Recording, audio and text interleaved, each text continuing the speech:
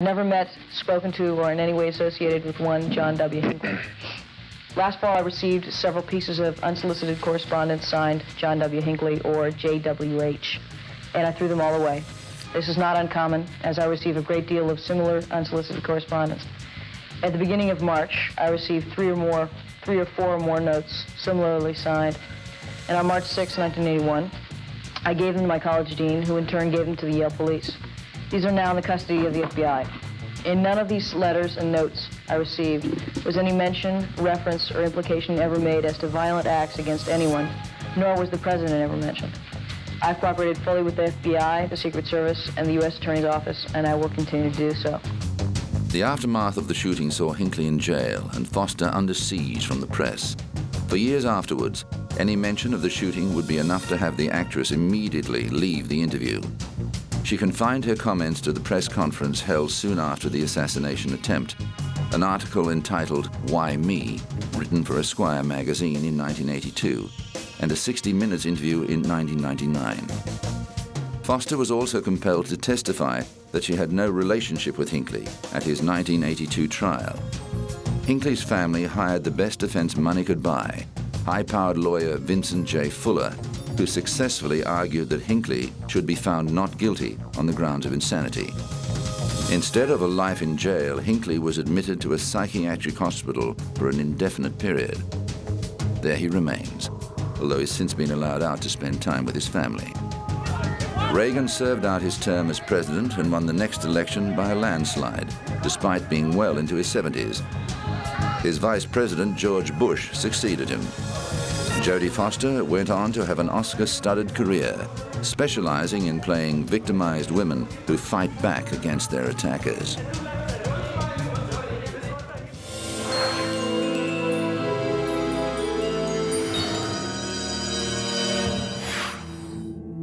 Few criminals have captured the imagination as much as Clyde Barrow and Bonnie Parker. The couple attracted national headlines during their crime spree throughout Depression-era Midwest America. Bonnie Parker was born in 1910 to a poor Texan family. She excelled at school and was particularly known for her creative writing. Married at 15, she separated from her unreliable husband 3 years later and was supporting herself as a waitress when she met Clyde Barrow in 1930. A year older than Bonnie, Clyde came from a poor farming family and had done time in the Texas prison system for his role in various small-time crimes. It was love at first sight for the couple, but only weeks after they met, Clyde was sent back to jail. A love-struck Bonnie smuggled him a pistol, and he escaped briefly before being recaptured. In 1932, thanks to pressure from his mother and chronic overcrowding in the prison system, Clyde was released. Before long, the petty crim and his associates moved on to bigger things, killing a man during a store robbery gone wrong, and murdering a sheriff's deputy, the first of 9 lawmen to meet their death at the hands of the Barrow Gang. Bonnie and Clyde and their gang members, including Clyde's brother Buck and sister-in-law Blanche, traveled Depression America, robbing banks, convenience stores, grocers, and gas stations. The glamorous couple became national celebrities.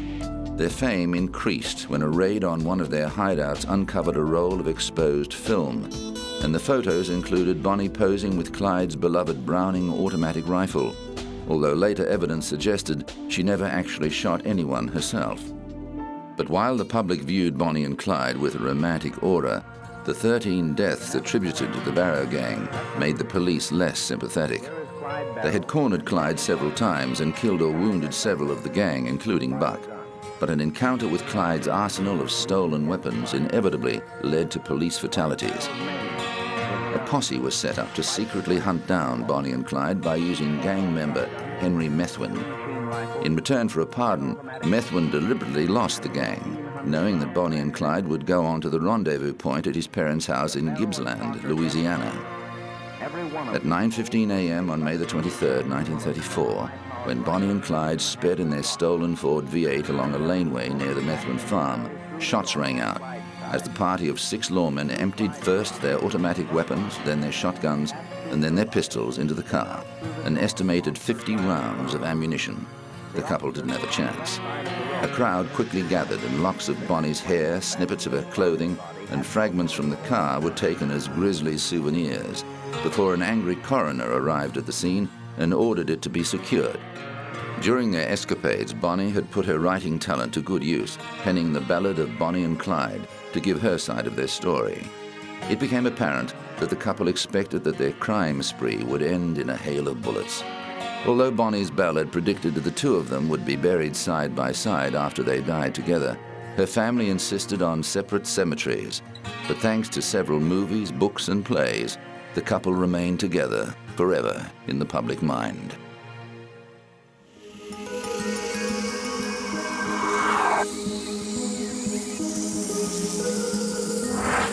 Coming up, a homespun hero goes to jail.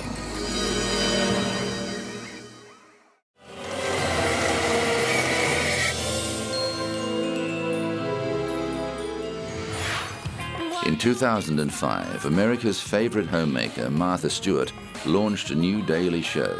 The glitzy opening title showed the former model hamming it up as she recreated fashion photos taken in the 1960s. And in a cheeky nod to the court case that made Stewart notorious, there's a shot of her flanked by police officers.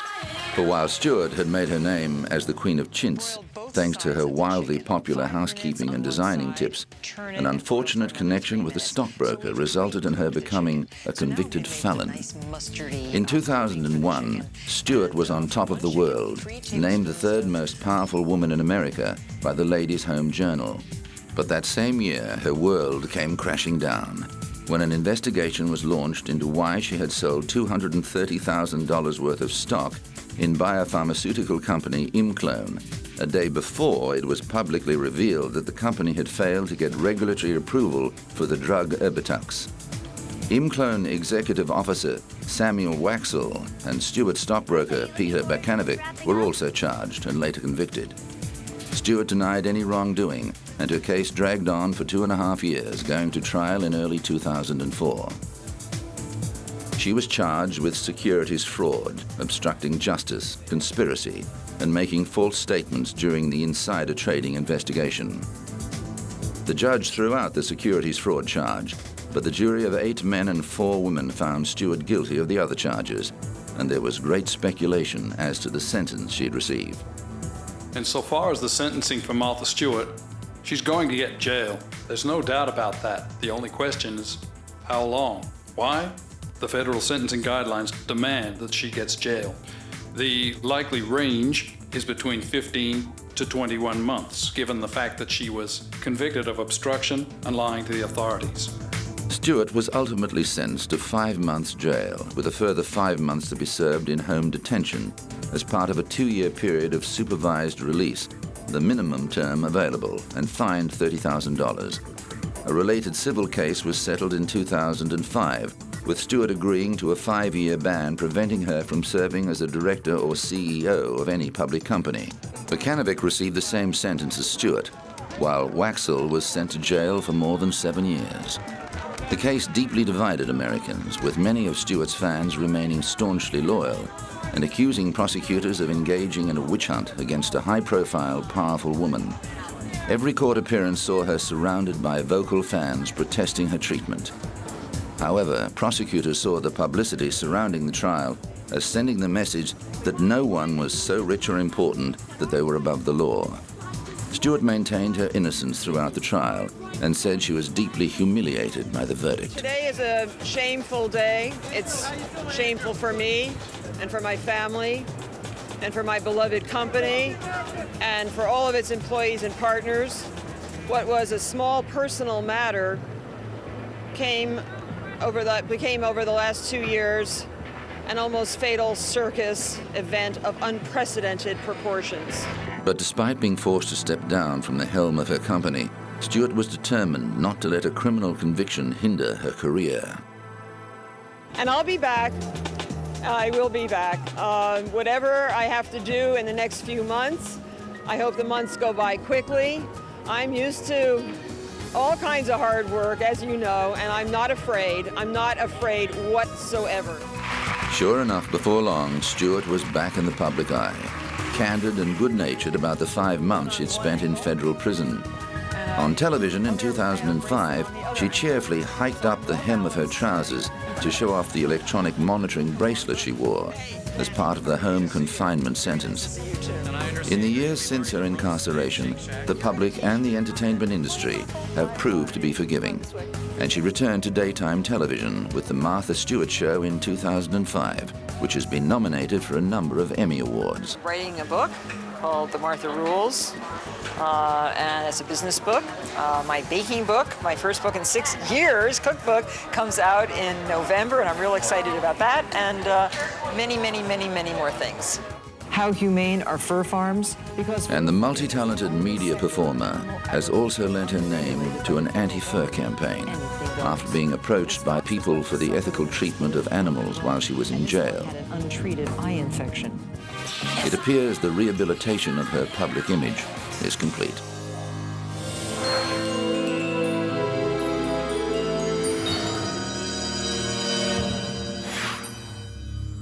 The American secret bombing of Cambodia during the Vietnam War was a crime in itself, denied and covered up for years.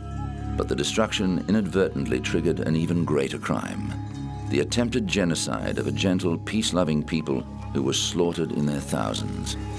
For 4 years, the Cambodian people lived under a reign of terror, murdered by a deranged, despotic leader for simply being educated, arrested and tortured by government officials on the flimsiest suspicions.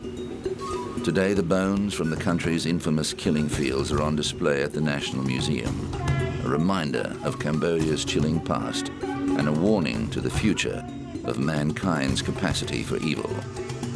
The Khmer Rouge, a group of communist extremists, seized power in 1975 after American bombings reduced the country to chaos. Leader Pol Pot renamed Cambodia Democratic Kampuchea and set about reshaping it into an agrarian utopia along the lines of Mao's China. Educated people were regarded with suspicion, and lawyers, doctors, engineers, and scientists and their families were among those massacred. It was possible to be arrested and executed simply for wearing glasses, laughing, or crying. When the regime was deposed 4 years later, 1.7 million of its citizens were dead.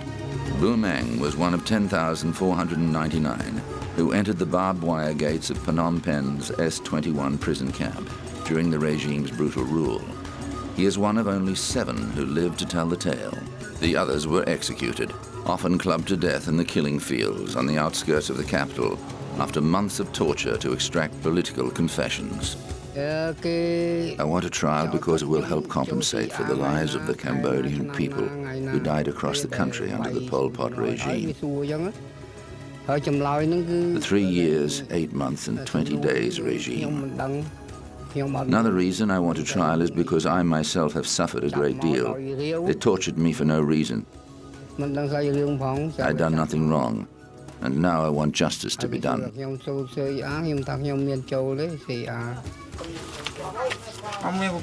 I didn't know what they were accusing me of. They just came and arrested me and took me to S21. When I got there, I found out they were accusing me of being a CIA spy. They kept on asking me questions about this while they were torturing me. I replied, I just don't know. I'm not working for the CIA. Justice has been slow for people like Bu Mang, and it's taken more than 20 years for a criminal tribunal to be set up.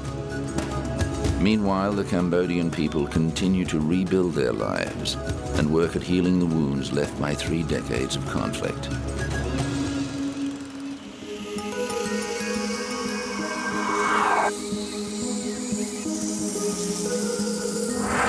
Coming up, the case of the squabbling cat burglars.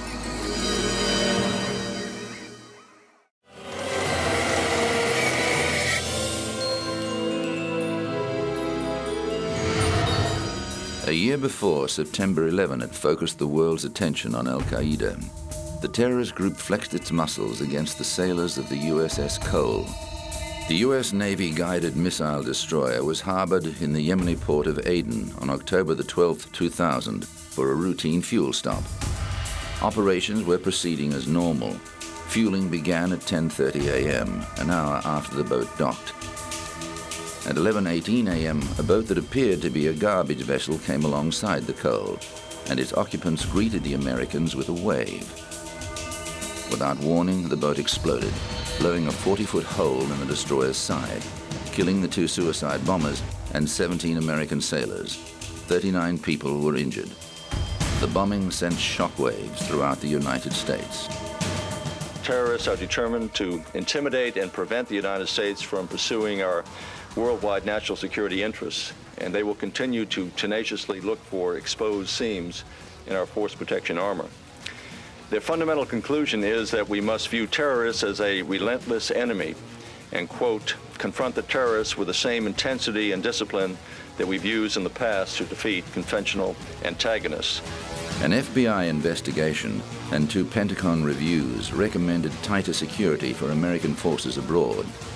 Investigations pointed the finger squarely at the Al-Qaeda organization, a terrorist group founded by wealthy Saudi dissident Osama bin Laden that was also implicated in the 1998 U.S. embassy bombings in Tanzania and Kenya. The suicide bombers were identified as Ibrahim al-Thwa and Abdullah al-Misawa, both of Yemeni nationality. They used several hundred pounds of military-grade explosives to carry out their mission.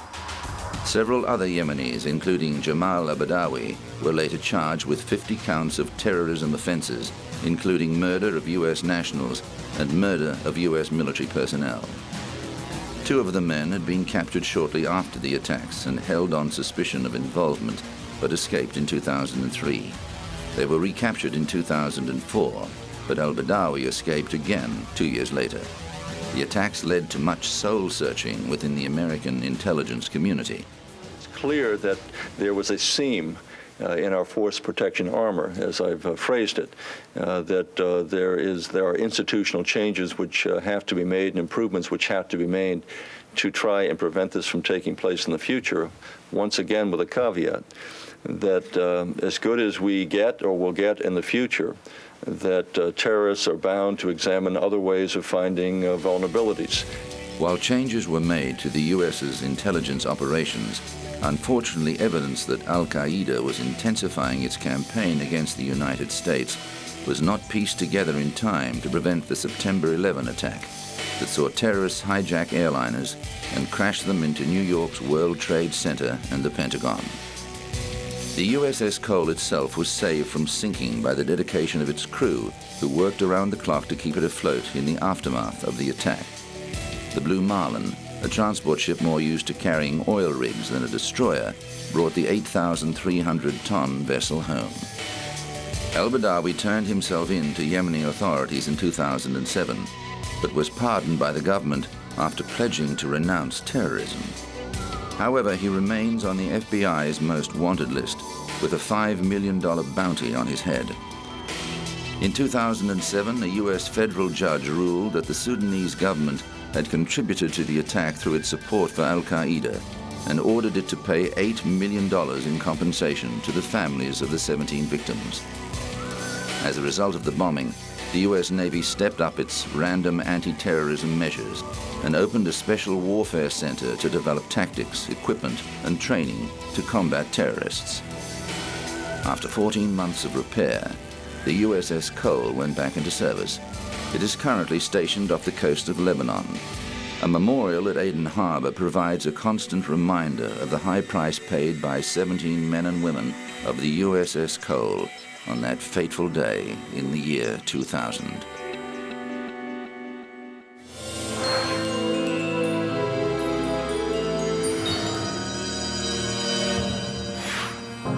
Was Peter Scott, the notorious society cat burglar, also known as the Human Fly, acting alone when he stole Sophia Loren's jewels? Or did his colleague in crime, Ray the Cat, mastermind the heist? In 1995, Scott released his memoir, Gentleman Thief, and claimed sole credit for the robbery. This infuriated Ray Jones, who said Scott came to him for help. The heist took place in 1961, when Loren was in England filming The Millionaires with comic actor Peter Sellers.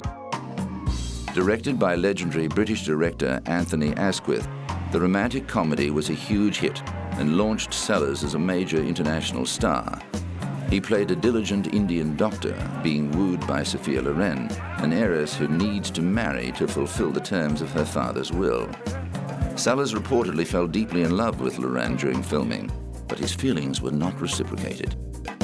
The screen beauty insisted on wearing her own jewels on set, rather than fake baubles from the wardrobe department. This proved to be her undoing when they were stolen from her room at the Norwegian Barn Hotel in Elstree. Jones says he and Scott hired a Rolls-Royce to pose as hotel guests, but decided to break in through a side window. Scott in turn says the robbery was carried out by him and him alone. The stolen items included a £300,000 necklace and, famously, a pair of Loren's knickers. Were you wearing these jewels in the picture that you're making now, The Millionaire? Just the day before, I was wearing my sapphire necklace with diamond earrings and a sapphire ring. And at the end of the scene, I brought them home. I wish I didn't. At least I would have. Have you never heard that there's a theatrical superstition that it's unlucky to wear real jewelry on the stage or the set? No, first of all, I'm not superstitious at all. And no, I never heard of it before. Maybe it's a very well-known thing in England, but not in Italy.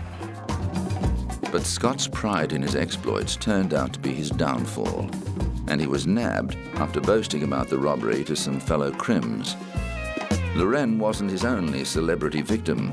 Scott stole jewels from Judy Garland, Shirley MacLaine, Zsa Zsa Gabor, Mia Farrow, and Ginger Rogers, among others. In 1959, he robbed Lauren Bacall in London, but was forced to ditch the loot while being chased by police. He later offered police a deal, him in jail or the jewels returned. They chose the jewels.